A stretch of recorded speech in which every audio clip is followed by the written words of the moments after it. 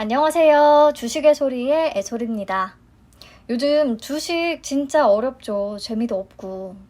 저는 요 지지부진한 장세가 조금 길어질 것 같아서 사실은 손을 안 쓰고 그냥 방치해둔 지 조금 됐어요. 보면은 스트레스만 받을 것 같아서. 그나마 공모주 투자에 집중을 하다 보니까 당연히 영상도 공모주 위주로 업로드를 했었는데 제가 초심을 잃은 게 아니고요. 저도 투자하고 일하는 데 있어서 선택과 집중이 필요하기 때문에 그나마 수익 낼 확률이 조금 더 높은 투자처에 그동안 비중을 높게 뒀던 겁니다. 이런 시장에 또 종목 접근 잘못하면 물리기 십상이니까 조금 쉬어가자고 말씀을 드렸던 거고요. 그런데 요즘 보니까 하반기에는 코스피가 3,500까지 간다는 의견, 그리고 인플레이션으로 인해서 금리가 인상되면 더더욱 주저앉을 것이라는 의견이 팽팽히 맞서고 있더라고요. 그놈의 인플레이션. 그래서 우선은 시장 방향성에 대해서 조금 고민을 해볼 필요가 있겠다고 느꼈고, 또 저가에 담을 종목들도 찾아봐야겠다는 생각이 들어서 오랜만에 오늘은 주식시장 관련한 얘기를 조금 해보려고 합니다. 우선 코스피 일봉 차트고요. 최근에 인플레이션 우려가 가속화되면서 노란색으로 제가 표시한 부분, 여기 큰 폭의 하락세를 보였어요. 다행히 3,100선에서 지지를 받기는 했는데 그 뒤로 하루 반등 주면 그 다음날 또 빠지고, 그 다음날 오르면 다음날 또 빠지고, 저점을 높이고 있기는 한데 매일매일 이렇게 불안한 장세가 계속되고 있는 상황입니다. 코스닥은요, 더더욱 공매도 재개로 인한 타격을 코스피보다 훨씬 더 크게 받으면서 하락폭이 이미 깊은 상황이고요. 여기에 최근 인플레이션 우려까지 더해진 거죠. 자, 그럼 인플레이션이 뭔지, 왜 악재인지, 요즘 갑자기 왜 이렇게 이슈인지부터 살펴보도록 하겠습니다. 인플레이션은 우리 중고등학교 사회 시간에 다 배우기는 했죠. 통화량 증가로 화폐 가치가 하락하고 모든 상품의 물가가 전반적으로 꾸준히 오르는 현상. 새콤달콤이 제가 어렸을 때는 200원을 주면 살 수 있었는데 지금은 500원까지 오른 거, 이런 게 다 인플레이션인 거죠. 자, 인플레이션의 원인에는 크게 두 가지가 있어요. 첫째, 수요 인플레이션. 이거는 시중에 돈이 많이 풀려서 사람들 수중에 돈이 많아지면 소비가 증가하기 때문에 물가가 상승하는 것을 말하고요. 둘째로 비용 인플레이션은 제품의 생산 비용이 오르면 제품의 가격도 같이 올라버려서 전반적으로 물가가 상승하게 되는 현상을 말합니다. 자, 그럼 현재 미국의 상황은요.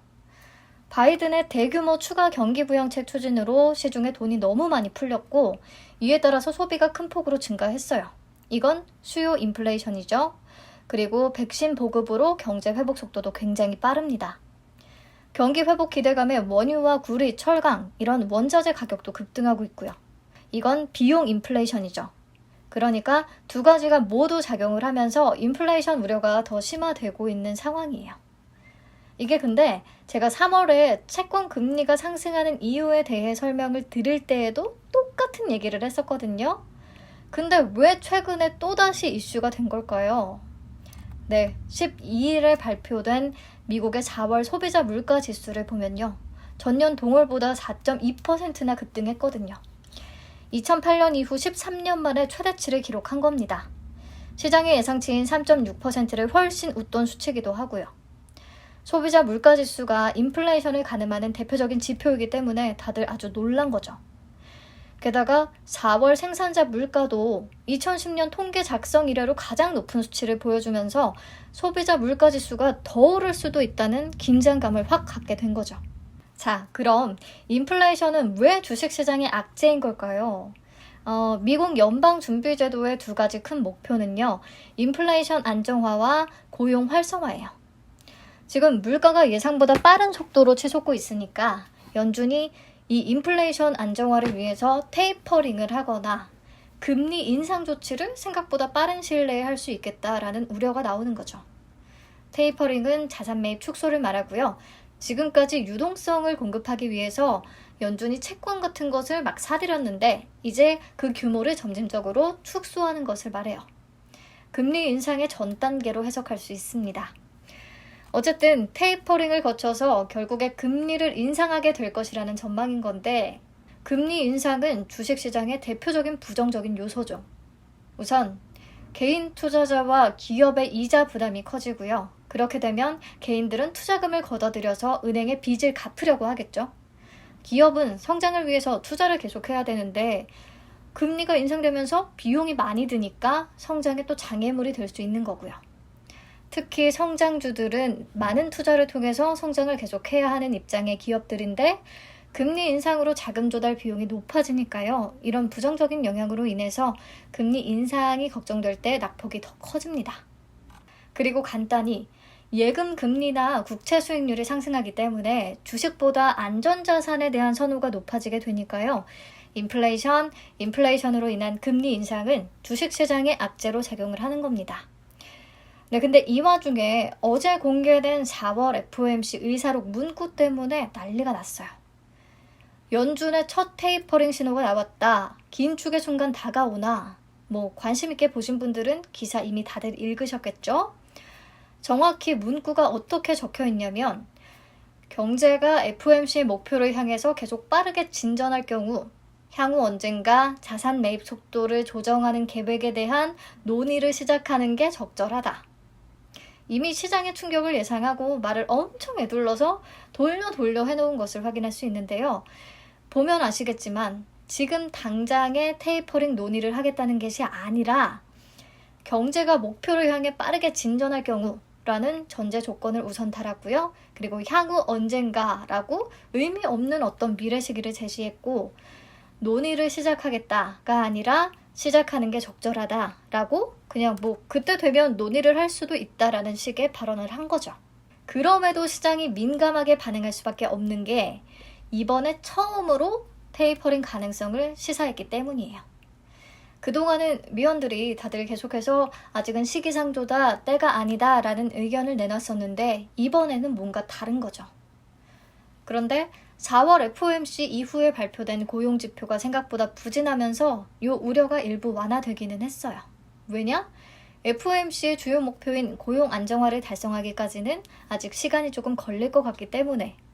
하지만 그렇다고 해서 테이퍼링 우려가 완전히 수그러들지는 않을 겁니다. 이건 다들 알고 있죠. 자, 그러면 우선 테이퍼링은 문구를 보면 지금 당장에 논의하겠다는 것은 아니니까 사실 조금 더 중요한 건 현재 물가 상승에 대한 위원들의 평가예요. 이걸 일시적으로 보고 있는지 계속될 것으로 보는지. 우선 대부분은요, 일시적인 요인에 기인한 것으로 생각을 하고 있는데요. 이번에 미국 소비자 물가지수를 구성하는 세부 품목 중에 가장 큰 증가폭을 보인 부분이 중고차와 관련된 물가 상승률이었다고 해요. 차량용 반도체가 부족하면서 신차 출시가 계속해서 연기되니까 중고차 가격이 급등세를 보이고 있는 거죠. 그리고 중고차 다음으로 물가가 크게 상승한 품목이 항공료, 숙박비 같은 여행 관련 품목으로 집계가 됐는데요. 백신 접종률도 증가하고 있는 데다가 또 그동안 억눌려 있던 여행 욕구가 급증하면서 여행객 수가 크게 늘어난 상황입니다. 이런 부분들이 일시적으로 물가 지수 상승에 영향을 줬다는 얘기죠. 반면에 일시적인 요인이 생각보다 장기화될 수 있다는 의견도 일부 있기는 했는데요.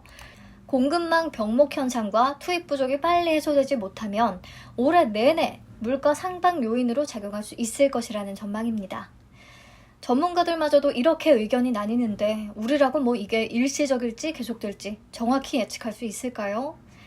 근데 오늘 제가 리포트를 조금 찾다 보니까 미국의 중고차 가격 지수가 5월을 기점으로 숨고르기 양상에 들어갔다는 내용을 볼 수 있었고요. 그리고 주요 원자재 가격하고 운임 비용도 마찬가지로 숨고르기 국면에 접어든 모습을 그래프를 통해 확인할 수가 있었어요.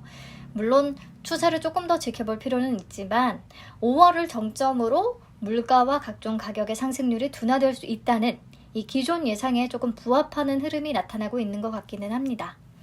그래서 만약에 물가가 5월의 단기 정점을 지나서 다소 안정화된다면 테이퍼링 우려는 현재 너무 과도한 게 아닌가라는 생각도 드는데요.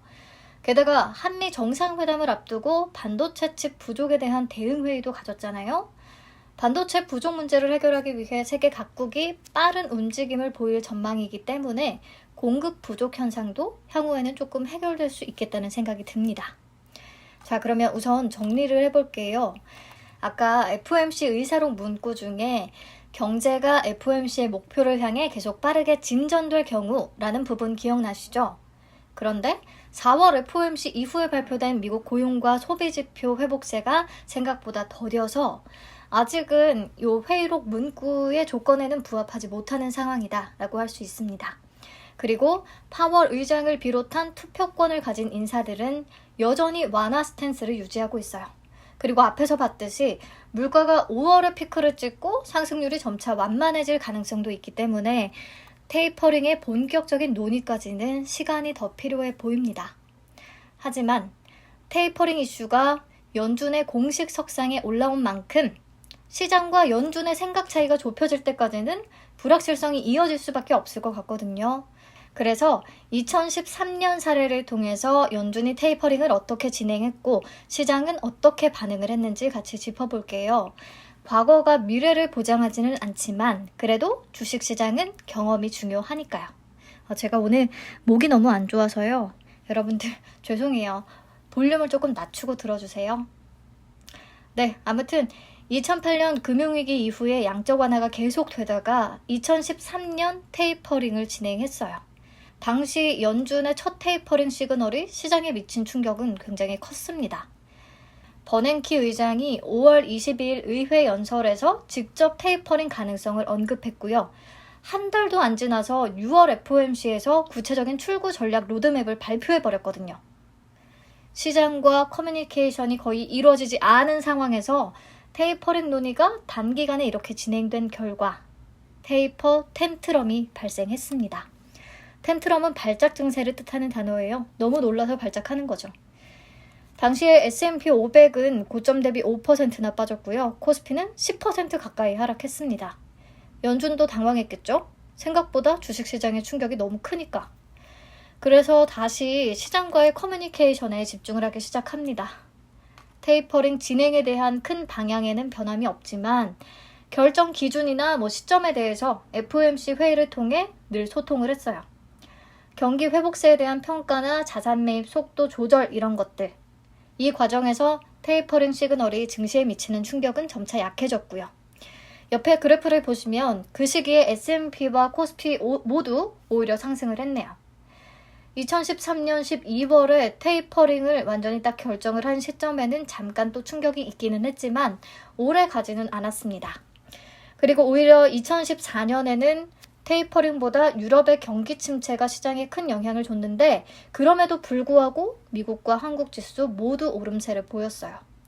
그러니까 여기서 핵심은 연준이 시장과 충분한 커뮤니케이션을 통해서 테이퍼링의 방향과 속도들을 잘 조절해 준다면 시장의 충격은 크지 않을 수 있다는 거죠. 그런데 여러분, 그 후에 2015년 6월부터 미국이 금리 인상 논의를 본격적으로 시작했거든요. 이때 중국이며 한국이며 진짜 엄청 빠졌어요. 금리 텐트럼. 우리가 그토록 금리 인상을 두려워하는 이유가 바로 이것 때문입니다. 자, 그래서 현재 시점의 국내 증시 측면에서의 주요 리스크는 테이퍼링에 따른 외국인 자금 유출, 그리고 테이퍼링 이후에 금리 인상을 꼽을 수가 있는데요. 금리 인상은 사실 조금 먼 얘기고요. 외국인 수급 동향부터 한번 살펴볼까요? 실제로 5월 내내 외국인 자금이 빠져나가고 있어요. 이것 때문에 죽겠죠, 정말. 그래서 2013년 당시의 흐름을 한번 보면요. 버냉키 의장의 테이퍼링 시그널 이후에 국내 증시에서 외국인 자금 마찬가지로 급격히 빠져나갔어요.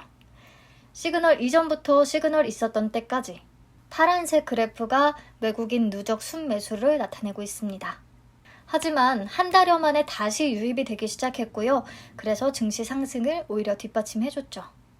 연준이 커뮤니케이션 과정에서 당장 유동성이 회수되는 것이 아니라는 안도감을 형성시켜줬고요. 또 이 시기에 국내 기업의 이익과 경기 펀더멘털 모멘텀이 양호했다는 거, 이것도 긍정적인 영향을 줬습니다.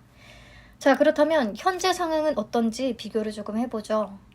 5월 초에 옐런 재무장관의 금리 인상 발언으로 조기 긴축 리스크가 급부상했고 그러면서 국내 증시에서 외국인 자금의 이탈도 가속화되고 있습니다. 반면에 과거와 조금 다른 점은 정책의 최종 결정권자인 파월 연준 의장은 아직 완화 기조를 유지하고 있다는 것이고 또 테이퍼링 주장의 근거가 과거와는 달리 지금 물가 급등에만 쏠려 있다는 거. 그래서 테이퍼링 논의가 본격화되기까지는 시간이 꽤 걸릴 것으로 예상이 되는 거.